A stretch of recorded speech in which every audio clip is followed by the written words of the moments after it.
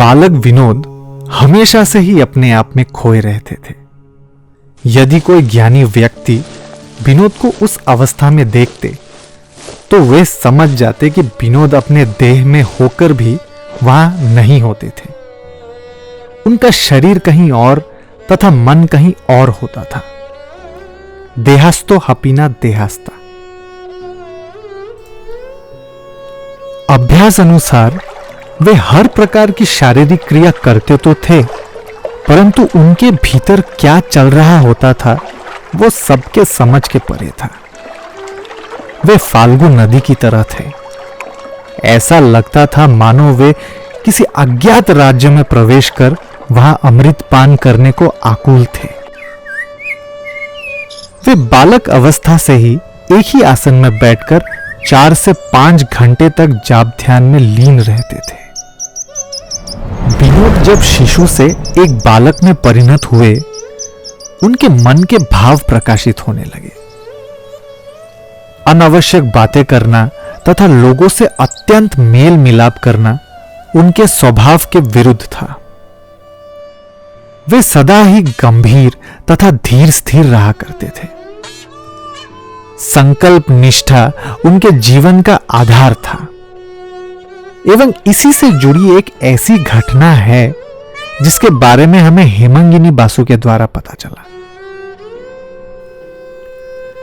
आचार्य देव उस समय अपने बाल्यकाल में थे।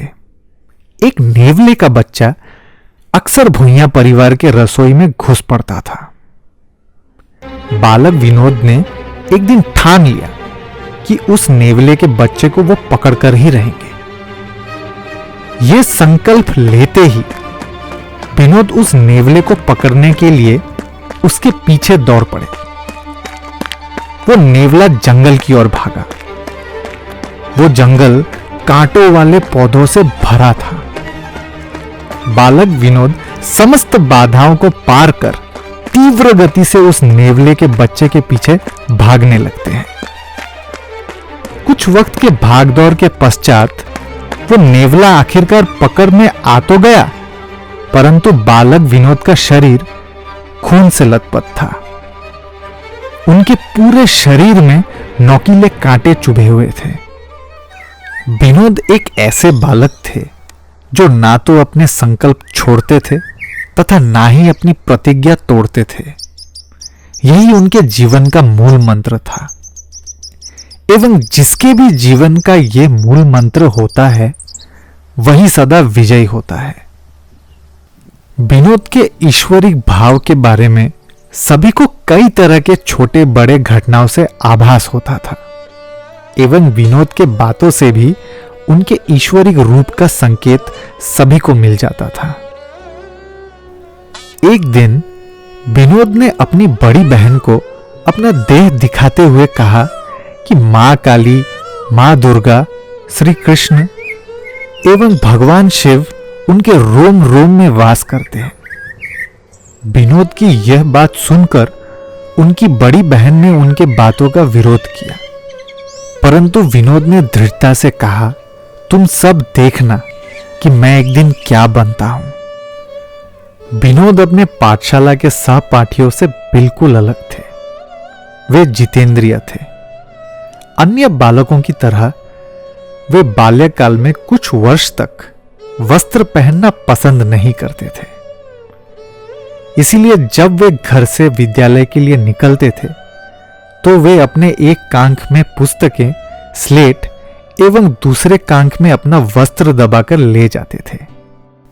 पाठशाला में प्रवेश करने से कुछ क्षण पूर्व वे अपना वस्त्र पहन लेते थे। जब वे पाठशाला से वापस आते तो घर पहुंचने से कुछ क्षण पूर्व वे अपना वस्त्र उतारकर वापस अपने कांख में दबा लेते थे। अक्सर विनोद की मां एवं उनकी बड़ी बहन दरवाजे पर उनका प्रतीक्षा किया करते थे। उनको देखते ही विनोद मुस्कुरा देता था, जो उन दोनों के मन प्राण को विमोहित कर देता था।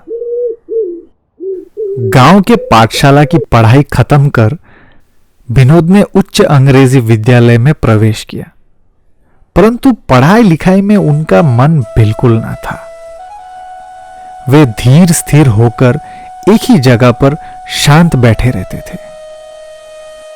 शिक्षक अपनी पाठ पढ़ा रहे होते थे तथा उनके सामने पुस्तक खुली रहती थी, परंतु उनका मन कहीं और होता था।